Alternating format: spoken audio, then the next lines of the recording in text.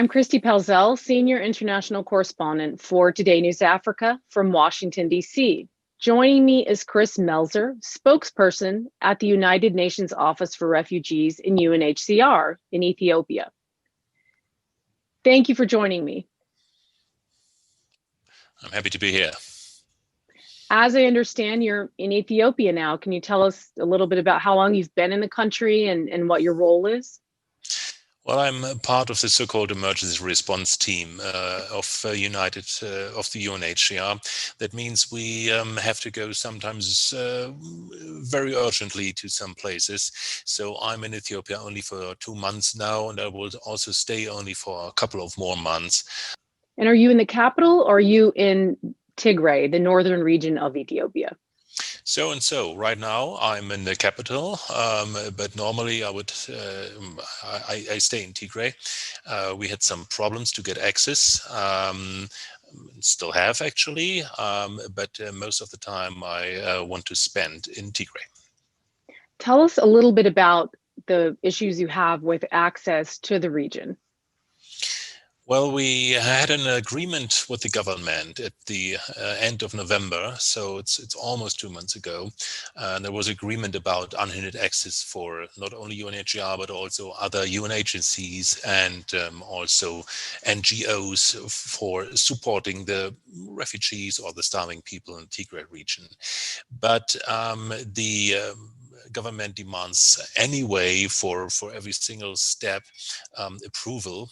And this is sometimes not easy because we are a relief agency for us. So we want to do it right now and not tomorrow and definitely not next week. Some conflicts, but we are definitely working together with the government of Ethiopia.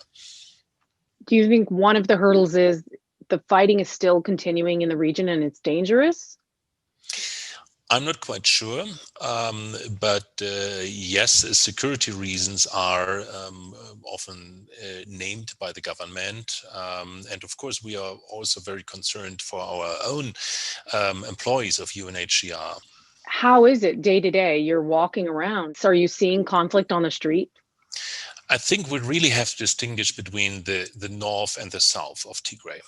The northern part was much more affected by the fighting, and we still have no access to the two northern camps of UNHCR. There are a lot of checkpoints, and it's quite clear that also the southern part of Tigray, it's not just a normal region, but it's on the other hand, it's not a combat zone. What are the refugees telling you about going home back to the northern Tigray region? Do they want to go home? Yes, absolutely. This is what we normally hear. So there's number one, the Ethiopian refugees, so the internal displaced persons actually, because for refugee, it's a technical term, you have to be outside of your own country.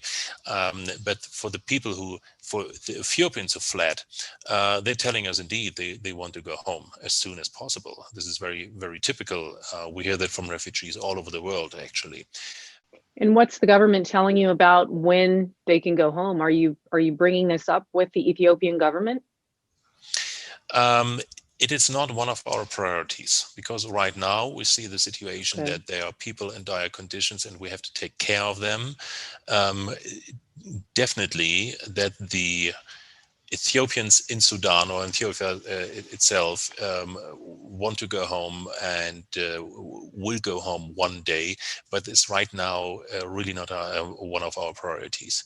It's a little like a car accident and there are injured people. Then yes, you want that they are leaving the hospital one day going home, but right now we have to take care of them because they are injured. That's a great analogy to put it into perspective. What is the government entity that UNHCR works with? We are working with ARA, RRA. This is the authority of the government of Ethiopia for refugees, and it's a very important partner for us. When you're asking the government for things like protection, have they been very responsive? Yeah, I mean, they are always conflicts in every country of this world. It's never that UNHCR has just a list of wishes and the government says yes, sure, of course not. But in general, Ethiopia, the government and also the people show very great hospitality for refugees.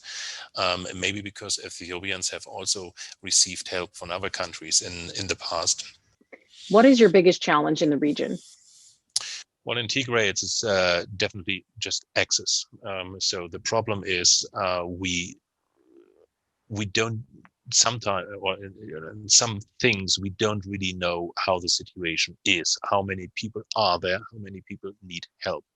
We know, for example, that in this town of Shire, there are a couple of thousands, maybe 5,000 or even more refugees who are really living under very dire conditions, sleeping in an open field, have no water and no food, sometimes even eating tree bark.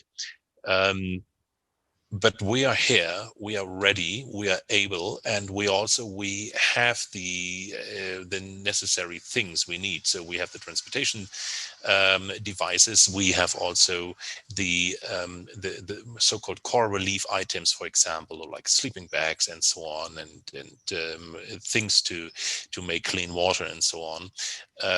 We ship them from other countries here to Ethiopia. They are around Addis now, and we are ready and happy to go. And I really hope that it's just a matter of a few days that we really can go and help and support the refugees. So when you say you can't get into the region, are the roads blocked and they tell you to turn around? How does that work? There are indeed many checkpoints, but the main point is that we need the approval of the government. What could international partners do to help escalate the process of getting access to the region? Is there anything any entity could possibly do on your behalf?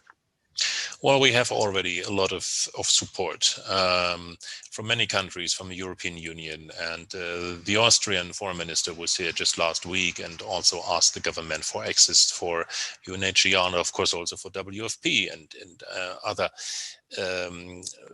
organizations who would like to help the refugees, and not only the refugees, by the way. Have you heard of any U.S. entity coming to speak on the behalf of UNHCR or your mission to try to gain access to the regions or get the services that you need? I think there is also support from the US. Yes, absolutely. By the way, when I was in my INI camp, I saw a lot of bags of rice with a US aid print on it. So it is not only there; the help also arrives. And without the United States, we would be nothing, actually. So the support from the United States, the financial support, and also, of course, the political support is so extremely important for us. Is there anything else I haven't asked you today that's important for people to know? I have family on my own, and when I tuck my kids in bed every night, my greatest concern is, have they brushed their teeth or have they made their homework or something, and not will they starve for hunger this night, or will they catch any illness that is not as little problem but life-threatening. So we should never forget what for great conditions we are living in the US, in Germany, whatever country we are in the Western world, and under what terrible conditions the refugees have to stay, sometimes for many, many years. And that's why we are really grateful for every support we receive. Thank you very much. Thank you so much for your global public service and for taking this interview. And I wish you and your team the best. Please stay safe. Thank you very much.